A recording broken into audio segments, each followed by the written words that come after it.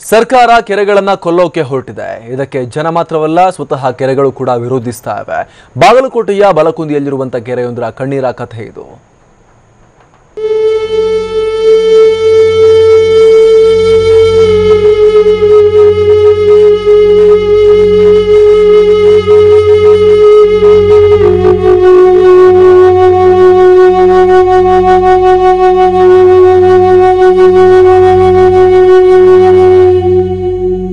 ಏ ಅಕ್ಕ, ಏ ಅಣ್ಣ, ಬನ್ನಿ ಬನ್ನಿ, ನನ್ನ ಬದುಕಿನ ಕಣ್ಣೀರ ಕತೆ ಹೇಳ್ತೀನಿ. ಓ, ಬಂದೇ ಬಿಟ್ರಾ? ನನ್ನ ಹೆಸರು ಬಲಕುಂದಿ ಕೆರೆ. ನೀವು ಒಮ್ಮೆ ಸರಿಯಾಗಿ ನೋಡಿ ಹೇಗಿದ್ದೀನಿ ಅಂತ. ಯಾರಿಗೂ ಮೋಸ ಮಾಡಿದವಳಲ್ಲ, ಯಾರ ತಂಟೆಗೂ ಹೋದವಳಲ್ಲ. ಒಂದು ಕಾಲದಲ್ಲಿ ಮೈದುಂಬಿ ಭೂಮಾತೆಯ ಗಿಡ ಮರ ಅನ್ನದಾತನ ಹಸಿವನ್ನ ನೀಗಿಸಿದವಳು. ಅಷ್ಟೇ ಅಲ್ಲ, ನನ್ನ ಒಡಲೊಳಗೆ ಇದ್ದ ಕೋಟಿ ಜಲಚರ ಜೀವಿಗಳಿಗೂ ಆಸರೆಯಾಗಿದೆ.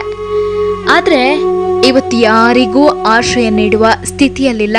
ಈ ಮನುಷ್ಯರೇ ನನ್ನ ಈ ಸ್ಥಿತಿಗೆ ಕಾರಣ.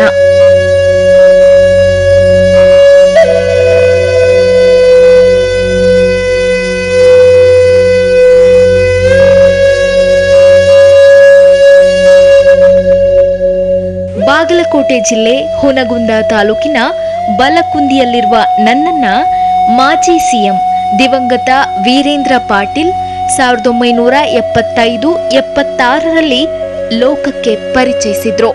ಪರಿಚಯವಾದ ಕೆಲವೇ ವರ್ಷಗಳಲ್ಲಿ ಅನಾಥವಾಗ್ಬಿಟ್ಟೆ. ಹುಟ್ಟಿದಾಗ 4,000 ಎಕರೆ ಭೂಮಿಗೆ ತಾಯಿ ಮಕ್ಕಳಿಗೆ ಎದೆ ಹಾಲು ಉಣಿಸುವಂತೆ ನಾನು ನೀರನ್ನ ನೀಡ್ತಿದ್ದೆ.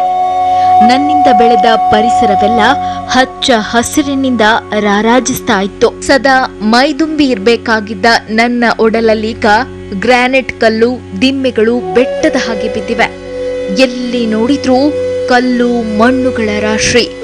ಹಣದ ವ್ಯಾಮೋಹಕ್ಕೆ ಬಿದ್ದ ಗ್ರಾನೈಟ್ ಮಾಫಿಯಾ ರಕ್ಕಸರು ನನ್ನ ಗರ್ಭವನ್ನೇ ಬಗಿದು ಬಿಟ್ಟಿದ್ದಾರೆ. ಅಷ್ಟೇ ಅಲ್ಲ, ನನಗೆ ಚಿಕಿತ್ಸೆ ನೀಡಬೇಕು ಅಂತ ಸಣ್ಣ ನೀರಾವರಿ ಅಧಿಕಾರಿಗಳು ಸರ್ಕಾರದಿಂದ ಪ್ರತಿ ವರ್ಷ 50,000 ರೂಪಾಯಿ ಪಡೆದುಕೊಳ್ತಿದ್ದಾರೆ. ಆದ್ರೆ ನನ್ನ ಒಡಲೊಳಗಿದ್ದ ಒಂದೇ ಒಂದು ಮುಳ್ಳನ್ನ ಕೂಡ ಕಿತ್ತಿಲ್ಲ. ಒಂದು ಕಲ್ಲು, ಒಂದು ಬೊಗಸೆ ಮಣ್ಣನ್ನು ಸಹ ಆಚೆಗೆ ಹಾಕಿಲ್ಲ ಈ ಪಾಪಿಗಳು.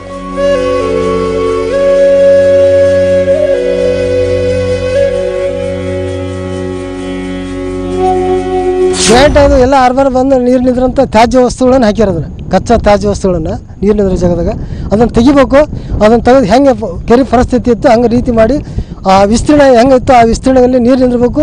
ಇಡೀ ಕೆರೆಯೇ ಹೊಳೆ ನೀರು ತುಂಬಿಸಿದ್ರಪ್ಪ ಅಂದ್ರೆ ಇದು ಕನಿಷ್ಠ ನಮ್ಗೆ ಹನಿ ನೀರಾವರಿ, ಇದರಿಂದ ಹನಿ ನೀರಾವರಿ 10,000 ಎಕರೆ ನೀರಾವರಿ ಆಗುತ್ತಂತ ನನ್ನ ಅನಿಸಿಕೆ. ಸುಮಾರು 380 ಎಕರೆಯಷ್ಟು ವಿಸ್ತೀರ್ಣ ಹೊಂದಿದ್ದ ನನ್ನನ್ನ ರಾಕ್ಷಸ ಗ್ರಾನೈಟ್ ಕುಳಗಳು ಹಾಗೂ ನನ್ನ ಮಕ್ಕಳ ಸಮಾನರಾದ ರೈತರು ಒತ್ತುವರಿ ಮಾಡಿಕೊಂಡಿದ್ದಾರೆ. ಇದರಿಂದ ನಾನು ದೈಹಿಕವಾಗಿ ಸಾಕಷ್ಟು ಕುಗ್ಗಿ ಹೋಗಿದ್ದೇನೆ.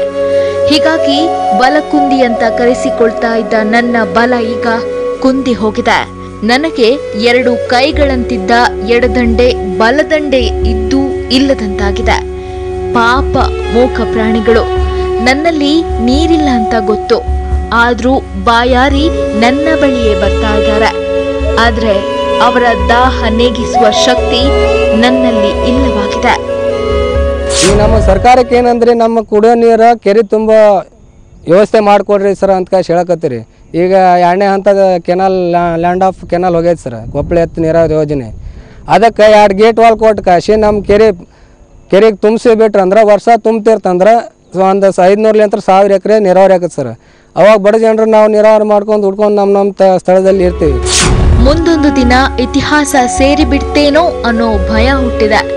ಹೀಗಾಗಿ ಮಣ್ಣಿನ ಮಕ್ಕಳು ನನ್ನನ್ನು ಉಳಿಸಲು ಆಗಾಗ ಹೋರಾಟ ಮಾಡ್ತಿದ್ದಾರೆ. ಆದ್ರೂ ನನ್ನ ಮೇಲೆ ಅಧಿಕಾರಿಗಳಿಗೆ ಕರುಣೆನೇ ಇಲ್ಲ. ನನಗೆ ನನ್ನ ಸಾವಿನ ಬಗ್ಗೆ ಚಿಂತೆ ಇಲ್ಲ.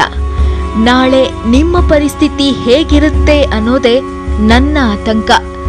ನನ್ನನ್ನ ಉಳಿಸಿ ಅಂತ ಸಾರಿ ಸಾರಿ ಬೇಡಿಕೊಳ್ತಾ ಇರೋದ್ರಲ್ಲಿ ನನ್ನ ಸ್ವಾರ್ಥವಿಲ್ಲ. ನಿಮ್ಮೆಲ್ಲರಿಗೂ ನನ್ನ ಪೋಷಣೆ ಬೇಕು. ಕಣ್ಣೀರಿನಿಂದ ಕೈ ತೊಳೆದುಕೊಂಡು ಬೇಡಿಕೊಳ್ತಾ ಇದ್ದೀನಿ, ದಯವಿಟ್ಟು ನನ್ನನ್ನ ಬದುಕಿಸ್ತೀರಾ?